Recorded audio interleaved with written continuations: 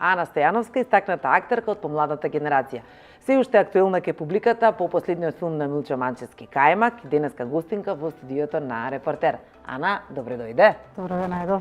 Драго ми е што прифати поканата и што си овде со мене на муабет, женски муабет, и кога пред ќе го започнам интервјуто со тоа, кога се подготвував за интервјуто, всушност и кога пребарував за тебе информации, искрено ти кажам, многу малку најдов. Речи си, воопшто не најдов некој интервју или нешто посебно. За тебе зошто те нема во јавност? Зашто ме нема во јавност?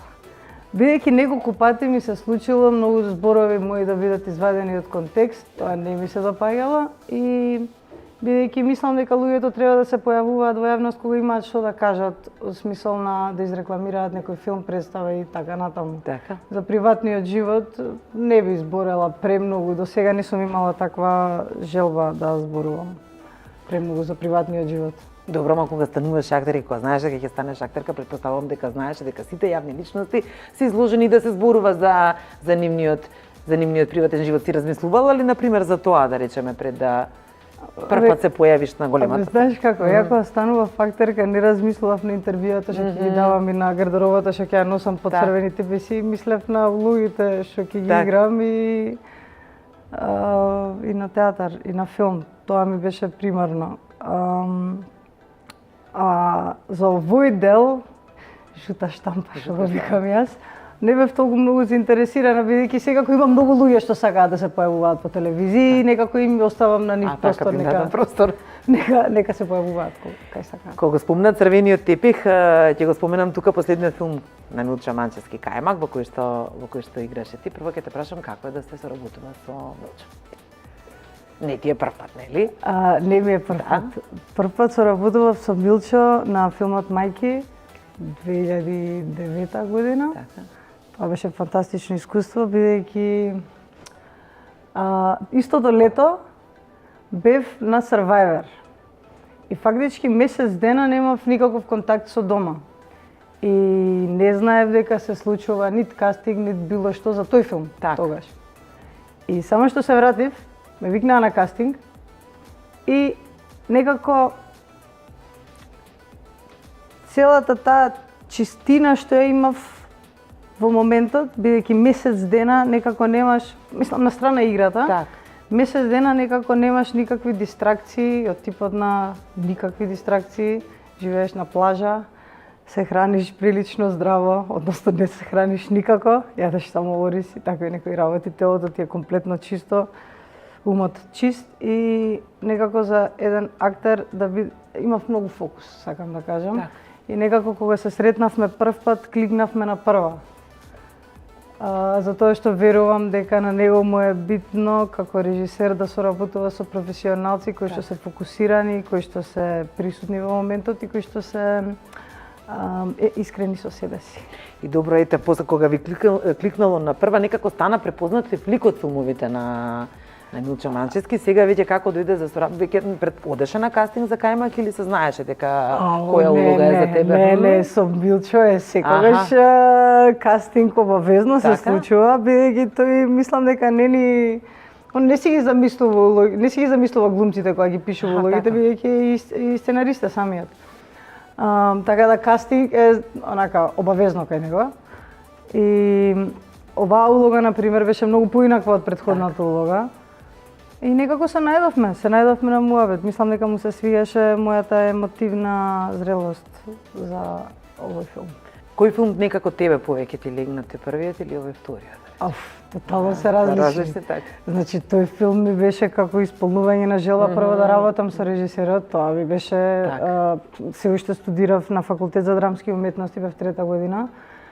И тоа беше као dream come true, у принцип. И тогаш имав многу повеќе, како да ти кажам, не посрекна бев, ама посрекна бев. Добро, да, логички, што викаш, ми се исполнуваат со ништата, прв пат играм на филм со тој режисер, убаво си кажа. Да, и многу ми се допадна соработката со него, некако се разбравме, некако со него не беше кај се глуби ми нешто, него као беше као биди. Не знам како да го објаснам, требаше само да бидам, да го чувствувам и да го правам, тоа и некако функционираше. и со една-две индикации многу брзо влегувавме од сцена у сцена. А овој филм, например, многу ми беше поголем предизвик, бидејќи опфаќа повеќе теми. Ликот е доста поинаков од мене приватно и ми беше интересно да истражувам на тоа поле. Добро, на премиерата во Скопје се појави во една секси креација црн фустан, тогаш носеше така? Кој ти ја избра гардеробата? Пошто рече, не размислував кога студирав глума како ќе се облекувам и слично, ама ете сега на светска на премиерата на филмот мораше да се дотераш. Кој ти ја избра таа креација? Вака ќе ви кажам прво дека повозбудена бев за премиерата во Токио. Креацијата за таму, како што ти реков, некако не сум се замарала претходно со многу вакви работи, па не се замарав премногу ни овој пат, ама ми беше малку фрка што ќе се дешава, што ќе носам, да не се посрамотам таму, треба да облечеш нешто фино. Па и се јавив на другарка ми Катарина Ивановска, манекенката. На Кики. На Кики. Поздрав до Кики, да. И она ме стокми. Ау, како можев јас да не го знам, браво. И она ме стокни, фала Богу, и фала Богу испаднав, мислам дека изгледам добро. Изгледаше одлично. Добив доста комплименти. А за премиерата во Скопје се разбира повторно изазванев.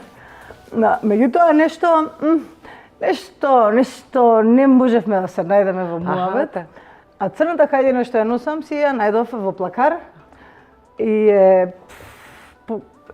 знам дека изгрми, ама фустанот е Зара.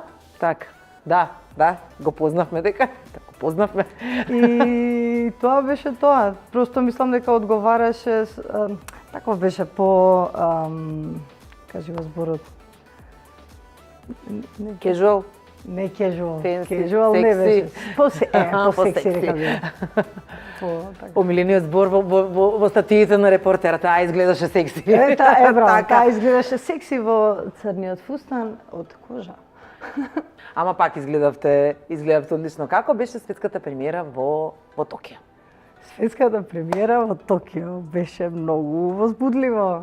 Токио ми беше не предизвик, него ми беше многу кеф да го видам прво. Така да тој дел беше најјакиот дел од се. Второ, филмот го немавме видено со Сара претходно, така да ни беше премиера и на нас.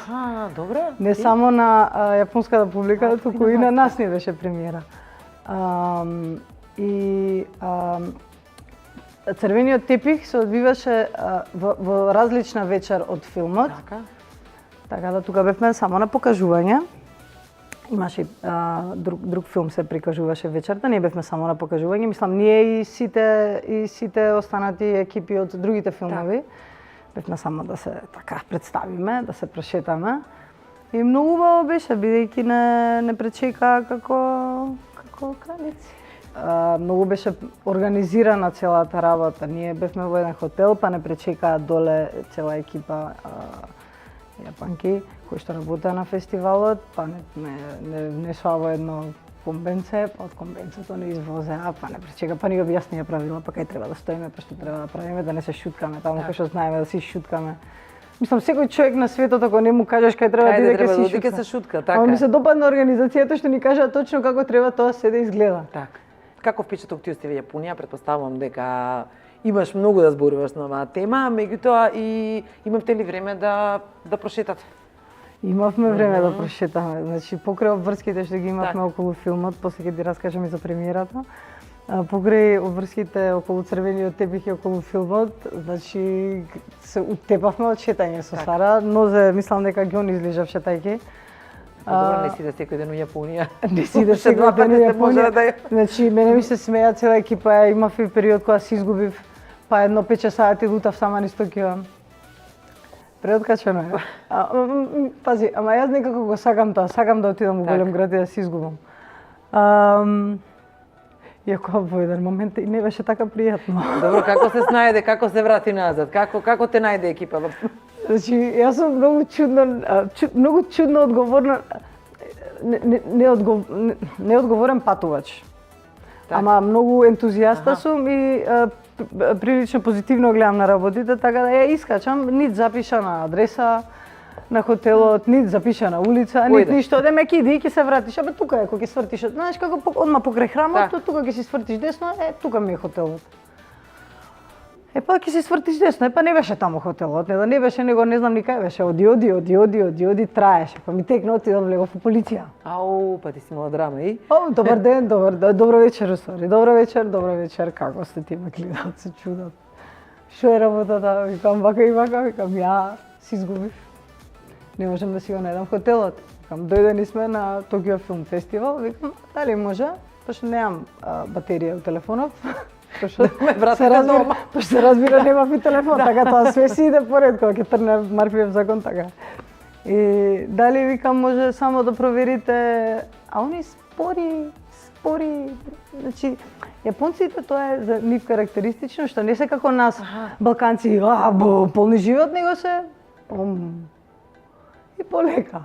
И јас, ма вака, бевам таму, се изгубив. Дали може да проверите каде е улицата? Токио Филм Фестивал, викам, точно таму, во истото, викам, мало ми е мене хотелот. Дали може да проверите кај? Тој ме гледа. Ај уште еднаш, вика, повтори. И ја пак, чекај, па се јавува на телефон, па на друг телефон. Имаш ли пари, ми вика. Имам, викам, еве му покажам, добро. Викам, ја више се изнервира, викам, те молам. Се што треба да направиш, господине? И само, викам, земи, викам, од телефонот, викам, и провери, викам, само провери, викам, адресата и вака му идам на телефонот и вака си го собра телефонот, ме фати за рака и тргна со мене надвор. Еј, викам, сеа, викам. Уапски од. Кај заглавив. И полицаецов, јапонски, фино лепо, ме однесе до првата електронска продавница и ми купи портабл чарџер за телефон. Царче. И зема од мои пари, ми го купи тоа, ми го стави телефонот, еве ти вика, се имаш телефон, провери си кај треба да идеш. Вие како те снашли? Нема јавување, ало, ваму, таму, него? Да, еве ти сама си продужи си дале, нема ништо со тебе. И од тука па отидов ја најдов некако успеав од прилика да најдам каде се наоѓам, ама тоа не е едно мало да се најдеме у центар, па тука да се снајдам кај сум, тоа е еден центар како 100 центари у Скопје. Така да не успеав да се снајдам одма.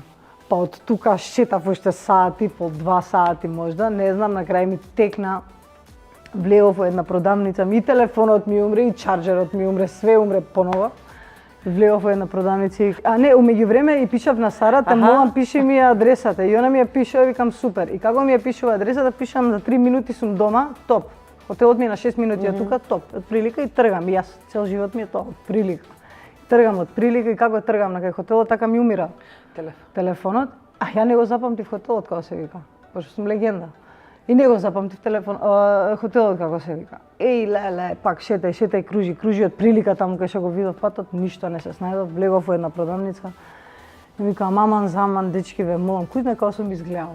Ве молам, многу сум уморна, немам телефон, дали може да си го наполнам телефонот и дали имате интернет. Имаме. И дали може да се напијам нешто. Може. И ми даваат, се снајдов, го запишав на ливча, ми викнаа такси, викам да платам. Не треба, за сокчево, не треба, ништо, ајде, само снајди се. Виделе убава за тоа, ти попуштиле јапонци. Пошто тие се све израчунати, знаеш. Остај тоа, ја мислам дека се... Или жалим паднало. Поемпатични се од нас ми се чини, кој знае. Ме сместија, ајде со среќа, фала многу, чао. Така се врати безбедна. Имав една таква мини драмичка. Ама еве како ќе знаевме се, зашто ќе раскажуваше тука ако не ти се случила таа драма во Токио. Ми рече за премиерата, попосле ќе те прашам, еве сега јас ќе те прашам за премиерата, па ти ќе си се надувезеш на приказната. Какво беше чувството кога првпат се виде сама себе си во филмот на светската премиера во Токио? И она што повеќе ме интересира е како кога еден актер се гледа самиот себе на екранот, што правиш сега ти? Пробуваш да се видиш себе си со туѓите очи, се гледаш себе си со своите очи или се вртиш па да ја видиш реакцијата на другите? Како реагираат актерите? Еве конкретно ти. Па верувам дека е некоја комбинација од сите три работи. А забавно беше бидејќи знаеш, кога си ги гледаш колегите какви гениални улоги имаат направено е мислам неверојатна работа. А кога се гледаш себе си беше прашањето. Вака, прво, гледаш дали имаш утнато нешто превише. Значи, нема ништо полошо тоа да се видиш себе си како преглумаваш во некој момент. Значи нема ништо полошо. Ама, фала Богу, работиме со неверојатен професионалец као Милчо, па таков тип на глупости и грешки не може да се десат во негов филм, во смисол на глума. И појма немам кога е добро нештото, кога, например,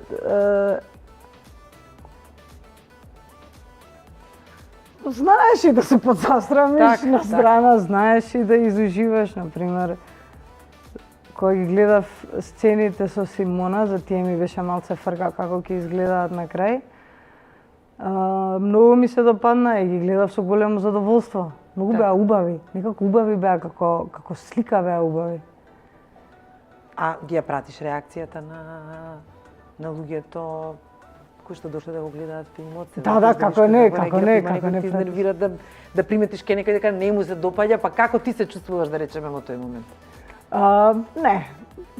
Или не, у принцип не размислувам многу, премногу голема возбуда имам гледајќи го филмот за прв пат, за да можам да обрнам внимание на кого како му се свија филмот. Така да не, за прв пат кога се гледам, тој дел ми е тотално исклучен. Најбитно ми е ја што мислам. Во филмот Кајмак, а ти објави, се сеќавам, една фотографија на Инстаграм, беше онаа сцена со зелките на голи гради. И сега Зелка сцена, yes. Па посиваше коментари подваро клике прави без сарма, како се сеќаваш. Имаше најбоја идела Зелка со ребра, тоа ми беше. Да, Зелка со ребра. Кога сме кај на темата разголување на актерите пред камерата и воопшто на сцената, па и глумењето на љубовни сцени, колку е тешко да се одигра прва таква сцена, колку сте спремни за тоа? Колку луѓе има, колку ти е непријатно, како успеваш со тоа, не само, значи воопшто и ти како актерка, како ти се чувствуваш во тие? Да. Прашање ти поставив се, ама поред. Не, супер, ќе пробам да затворам. У принцип, разголување, тоа со искуството се, како да ти кажам, тотално се не знам, ја, например, не сум имала толку многу проблем. Прв пат, например, сум имала таква полуеротска сцена пред 15 години, можеби прв пат на филм.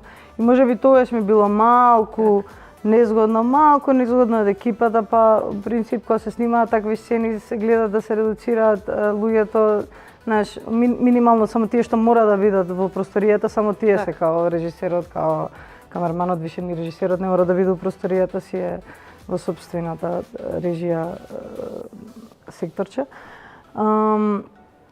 Меѓутоа, в принцип, порано повеќе ми беше срам од тоа како изгледав.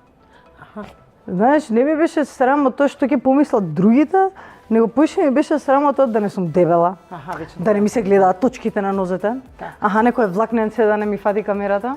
Знаеш, повеќе беше тој тип на несигурност. И сега, некако како повеќе станувам сигурна во себе и во тоа како изгледам, све ми е помалку и помалку незгодно, така да, онака мислам, ја играм и во театар, меѓу другото, и во театар сум имала улоги кај што имаш малце поише костим, некаде имаш малце помалку костим, мислам, имало секакви типови на сцени, со тоа што таму е уште потешко, бидејќи си буквално соблечен на сцена, кај што има и прашина, мислам, ме разбираш, овдека барем е у по-безбедни услови од типот на и чисто е, и топло е, и све е како што треба, и не трае обично многу. Тоа сакам да се прашам, како се исклучуваш за да одиграш сцената, па да не се преснимува 101 пат сега на крајот на денот, не знам. Вака, прво технички се правиат некои работи, никад не, еве, ќе не остават нас, па, вие снајдете се, ова е сексцено, ние не знаем, па вие снајдете се. Не, тоа не е, тоа е секогаш многу технички смислено и правилно одиграно, баш заради тоа, за да се заштеди време, да не окапеме снимајќи нешто кое што некад може да биде и малку незгодно. Така да, сите сцени пред да се снимаат, технички точно се местат. Речемо, поима немам, ќе фатиш за нога, ќе фатиш за рака, тука ќе се допреда, тука ќе се доближите. И прилика технички ти точно знаеш кај треба да идеш. Сега кога почнуваш да играш, тоа си е све послеано, ги знаеш чекорите и измеѓу си го додаваш оној дел од ликот каков што е. И кога ќе заврши све тоа, колку те погодуваат реакциите или коментарите на луѓето, или како актерка и како дел, затоа што е тоа дел од уметноста, се викаш кој што сака нека збори, тоа е уметноста, не треба да се потценува, треба да се доживе. Не знам. Секој си збори што се сака. У принцип. Сега, за конкретниот филм, знаев дека ќе има оштри коментари, бидејќи и за мајки имаше оштри коментари, ама и едниот филм и другиот филм не се лесни филмчиња, кои што ќе си седнеме со фамилијата и ќе си јадеме пуканки и ќе си го гледаме филмот и ќе си речеме, што убаво си живеат овие луѓе во една земја. Ме разбираш? Ние живееме у прилично затворено и стереотипно општество. И мене тоа ми е јасно. И без разлика дали сум на работа или не, мислам, ние го живееме тој живот, мислам, мене ми е лајфстајлот тој. Јас сум прилично слободен човек и вака и така. Така да коментари, дали ме допираат премногу, не. Не знам, мислам дека не сум ни имала некој ептен такви грди коментари кои што знам да прочитам за луѓе што пишуваат. Не ми се случиле до сега таков јак хейт да ми се деси. Па да ти кажам точно како мислам, во принцип сум имала доста позитивни коментарчиња. А прво сакам да те вратам на еден друг муабет, дека потекнуваш од исклучително актерско семејство. Ќе почнам прво со твојот дедо, Ацо Јовановски, кој што беше бар на македонското глумиште, твојот почина татко Нена Стојановски, мајка ти Силвија, некако и сестра ти Јана. Всушност сите сте глумци. Колку ти беше тешко да излезеш од нивната сенка пред се? Вака, прво јас имам плюс актери во фамилијата. Видиш, не ги знам, сега докажи ги. Познато. Например, Снежа Станеска и една мајка ми прва братучетка, а Крум Стојанов е од страната на татко ми, така да тој ми е дедо.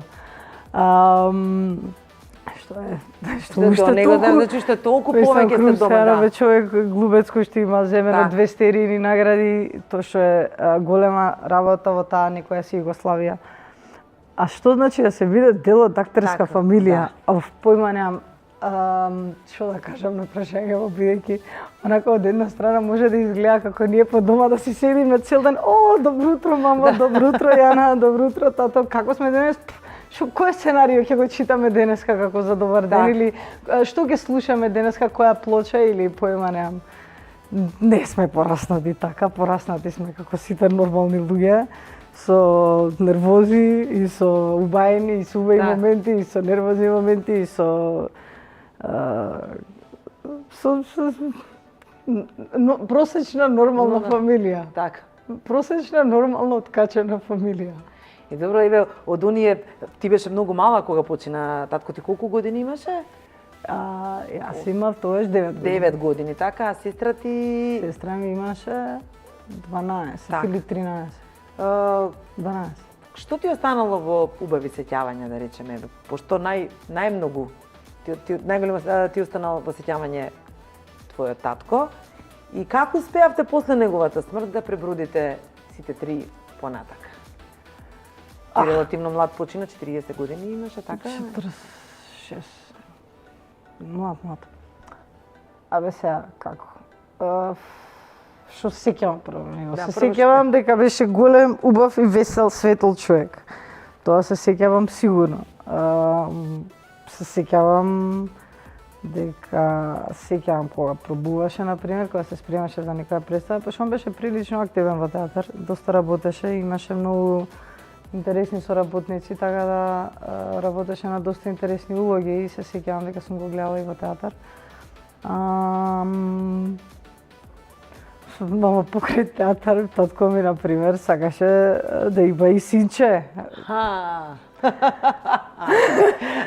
Па ме носеше на риболов, па ме носеше, појма немам, мислам, различни работи ни дозволуваа од дома, појма немам, се сеќавам дека баш не поддржуваше за било какви спортови, например, ете имаше запишано мене на тенис, мене и сестра ми на пливање, на јавање. И в принцип беше популарен кај да се појави. Така. Ама најпопуларен, односно најмочно се осети во еден момент кога бевме имаше стигнато забавен парк, оние знаеш што се размонтираат, монтираат. Да. Кај што порано кај што стигаше циркусот на Да, Драно, имаше односно Рингишпи, сега кај што е сега Веро Џамбо, тука беше место кај што стига и циркус и забавни паркови. Тачно. И се сеќавам дека имаше различни такви атракции за возење овона, но имаше едно ренџерот, такво едно баш крстено, зезнато, тешко беше тоа. Мислам тешко, страшно да беше. И имаше ред 1 километар. И ние со татко ми дојдени, пошто за малце ќе ме одбиеше вечерта, ја му реков не, ама ми вети. И некако го фатив на таа карта и оп, не однеси мене и сестра ми. И не само што не однесе, него кога го видовме редот, ја и Јана бевме како на велика. И татко ми си даде ишарет со тој што работи на овакво, тој го позна. Не само што го позна, него не викна и не само што не викна, него го поминавме цел ред и си влеговме преку ред. Пошто го знаеше татко ми. Леле, вака влагање внатре како да сум ројалти, така се осети. Ти верувам дека се осетила. Како ројалти. Така. Тоа. Друго нешто појма немам. Знаеш како, кога имаш толку малку време со некој човек, сите мемории се драгоцени и онака многу работи не се сеќавам, а многу работи и се сеќавам на него, ама обично се онака како кратки приказки или како секвенции. А добро, ти имали ли ситуации, на пример, кои ќе ги споредуваш мајка ти и татко ти па да кажеш ти си таа е подобар глумец од тебе или или тој беше подобар глумец од неа? Се фатила ли себе си во некоја таква ситуација да ги мериш и ти па и сестра ти, да речем? Абе, знаеш како, татко ми имам чувство дека беше поактивен некако од мајка ми, али ја за неа верувам дека е мај глумица, неверојатно талентирана и неверојатно ја сака и камера и театар. Мислам, она е топ глумица и меѓу другото доста ми помага во соработката сега. А татко ми малце, знаеш, би било од моја страна глупо да кажам, али татко ми малце почнав да го доживувам како глумец од после. Знаеш, од видеа, од муабети, од интервјуа, на пример, фасцинирана сум од неколку негови интервјуа, каков човек бил, како размислувал. И сега да ги споредувам какви се, прво различни улоги играле. Ама игра и заедно во Грефили Шприцер и таму го кажа што се неверојатен добар пар. 10 пати имам гледано, да ти кажам. Да, и они многу се имаа забавувано на таа улога. Мислам во таа улога и двајцата, бидејќи и маж и жена се плюс, а игра така некоја као полу не ниска класа, не се уствари ниска класа, они тогаш играат нормално семејство. Југословенско, кој што немаат фрижидер дома. Да. И поштарот покоен, како се викаше, Офлеле го заборавив сега. Ванчо Петрушевски, да. Тој беше најдобар другар на мајка ти во. Да, ама сите се гениални у таа представа. Сите до еден, мада и тоа е еден златен период на драмски театар. Точно. Као шала на страна, стварно онака нема една лоша представа и од тие што се снимени се гениални. Татко ми сега го гледав пред некое време, има една представа се вика Сили во воздухот, кај што игра еден онаков селјак мангуп што вози две жени, женете со едната, другава ја лаже дека ќе ја земе, мислам онака води паралелен живот, пареак е, онака толку е селјак, а толку шармантен, онака тачно знаеш зашто го сакаат, а не претерува никаде, мислам, онака јасно представува еден карактер на човек какви што сме виделе доста, мислам, постојат такви мажи на Балканот. Докажи се. Не, за мажите на Балканот. Па не, има и такви кои што веруваат дека се центар на светот и кои што мислат дека жените треба да трчаат по нив. И како реагираш ти на такви мажи? А? И како реагираш ти на такви мажи? Јас на такви мажи како реагирам? Не почитувам такви мажи. Ми спомна дека мајката ти помага често околу улогите. Ви се случило да играте заедно на сцена па и да се испокарате дека се спремате за некоја улога или не знам да кажеш па ти да те посоветува за нешто па тебе да не ти одговара, да речеме тоа што ти го имам работено неколку пати, баш таманова се појави инсайдер, така да. Да, во оваа серија глумевме заедно, бевме две новинарки у различни сектори, мислам дека она опфаќаше сектор култура, ја бев фотограф. И многу си поминавме на снимање. Мада, по дома не работевме, ама и не живеевме веќе заедно. А се сеќавам дека имаше една таква сцена кај што мојот лик нешто баш ја зезнува. Мојот лик, нејзиниот лик. Лик, така. И се сеќавам толку ми беше глупо, пошто требаше да го изиграм онака со смеење во лице, онака сивирџиско. Се сеќавам и тоа треба стварно да го извадиш и толку ми беше глупо и купив чоколада претходно и се извинив пред време. Така. За да, знаеш. Добро, ту ти ќе ти кажам, добро, глума е тоа, не е ништо лично. Знаеш дека те сакам највише. Сестрата исто така актерка, би се случило ли некогаш да се борите за иста улога? Па се разбира, тука толку малку филмови се снимаат, а ние сме актерски исти години опфаќаме. Рецимо, еден актер може да игра 5 години под себе и 5 над, да речеме. Појма немам. Така да во ист тип на улоги многу често можеме да влеземе. И сме биле доста заедно по кастинзи. Некогаш взимала таа улога, некогаш јас, некогаш ни едно од нас. Сте се спремале секоја посебно за кастингот? Не, понекогаш и сме си помагале. Понекогаш и сме си помагале. Знаеш, пошто за да едно е ти како ќе се представиш пред камера, едно е кога ти треба само да го научиш текстот. Стварно ти треба човек да ти фрла текст чисто за да можеш да го научиш текстот од лист хартија, да го научиш прво, па после тоа да си го изиграш. Така да сме си помагале доста и со сестра ми и со мајка ми. Со мајка ми поготово, бидејќи малце послободна и онака до сега ме нема одбиено, дури кој си ми ишла, мамо, имам кастинг за еден сат ништо не научив, ништо не те молам, фрлај ми текст. Ту на брзинка. А добри се случило некојаш да каже Јана е подобра глумица од Ана или Јана е подобра глумица од Јана? Се случува некојаш така да не запалиле на кладе и двете. Не постоја таков тип на коментари. Добро кажа. Ама на пример сме си кажале во некоја улога ако некој е добар, а во некоја улога не е толку добар, на пример тие работи си ги имаме кажувано по дома. Дефинитивно. Сега ќе те вратам малку некаде пред крај на разговоров на Владко Илиевски со кој што се дружевте многу, дури бевте заедно во љубовна врска на времето пред 100 години, така? Така е. Што е она што прво ти текнува на него кога еве се и кога ти го спомнав и воопшто кога ќе земеш да размислуваш за него и дури знам дека 2 дена пред да почине билке вас заедно истиграле. Не, ја бев кај него на гости. Односно стиграле. Игравме карти, сакаше да игра карти, игравме бридж. Во принцип за Владча можам да кажам дека е исклучително талентиран човек.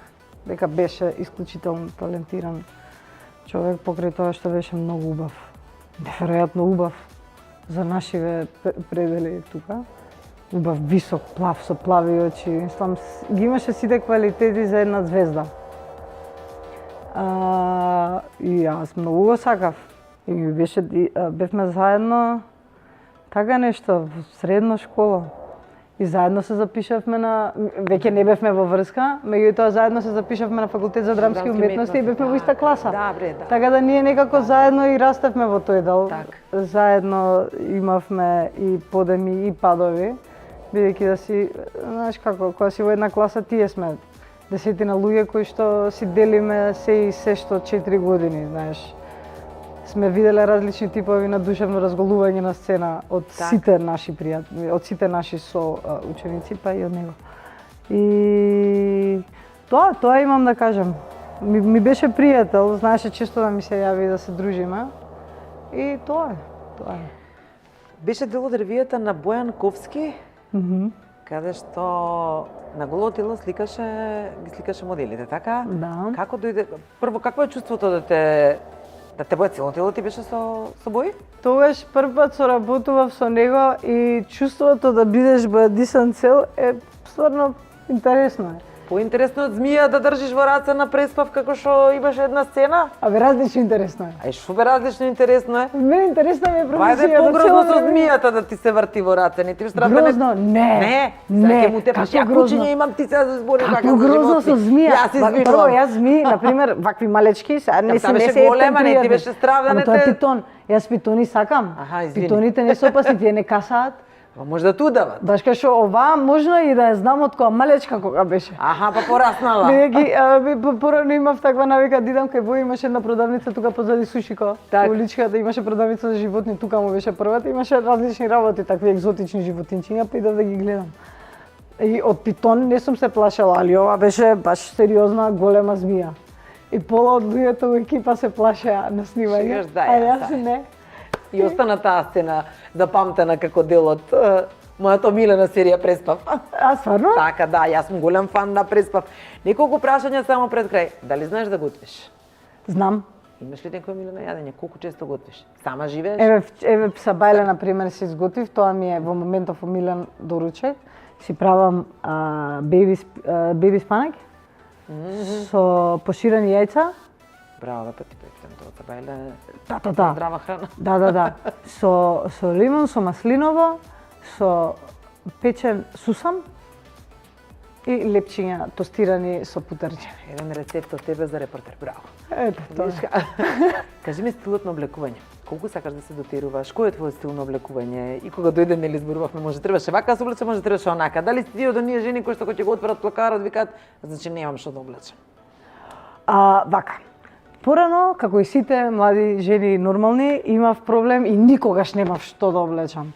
Меѓутоа, со годините научив како, например, да си купам едно парче кое што е подобро едно него 10. Так. Едно вредно него 10, пошто и тоа едното вредно можеш да го носиш милион пати и да ти трае 10 години, за разлика од ова друго. Така да, во принцип, плакарот ми е така искомбиниран во моментот да немам премногу парчиња, имам доволно што можам да ги комбинирам едно со друго. Сакам да се облакам фино и мислам фино, полудотерувачки, не можам да кажам спортски, ама сакам да си се облекувам прикладно за секоја прилика. Так. Например, кога одам на водно не ми е толку многу битно што носам, немам некоја екстра спортска облека, наоѓам тренерки, такви фини кондурите ми се многу битни. Так. Бидејќи све доаѓа од стапалата. Од стапалата, точно. Така да, за секој спорт што го правам, си имам соодветни кондури. Тоа ми е најбитно, а останатиот дел, што знам, ето така како што реков, внимателно одбрани парчиња кроз годините кои што ми се наоѓаат кога треба. За крај, имаш ли време за љубов? Дали си влюбена? Колку професијата ти влијае на љубовниот живот? Ти помага или ти одмага, не знам. Ја многу сакам да сум заљубена. И многу... Меѓутоа, со годините исто така сватив дека пред се најважно е да се сакаш себе си и да бидеш искрен према себе си. Знаеш, и ако сум ја искрена, многу работи сватив, например, што не биле мои кроз годините, многу верување. И сега полека пробувам да ги исчистам тие работи, додека сум вака сингл. Пробувам да ги исчистам тие фрустрации, проблеми и некои ствари кои што не ми биле јасни или кои што ми биле натурени, а не биле мои. Така да, колку сум присутна со себе си, колку повеќе се сакам, учам да се сакам себе си на начин на кој што ќе си простувам за некои грешки, како што простувам на некој што го сакам некои грешки. Така да, колку што сум поприродна и искрена со себе, толку можам побрзо да најдам љубов која што ќе ми одговара, за да трае подолго. И кога ќе најдеш љубов што ќе ти одговара и ќе трае подолго, пак ќе дојдеш тука да ни раскажеш за љубовта. Супер. Ана, пред крај сакам да ти екипата на репортер сакам да ти поклониме една книга од литература и да си ја читаш во слободно време. Ти благодарам што... А не, Хамнет. Вајда не си ја прочитала, не? Хамнет, ја не се ни потруди да прочитам, да не ја сгрешам. Океј, светски бестселер, фала. Има светски бестселер, мора да е добра, да. Ти благодарам што беше гостинка во студиото на репортерите, благодарам за овој убав разговор. Да, исто така, фала ви што ме поканивте.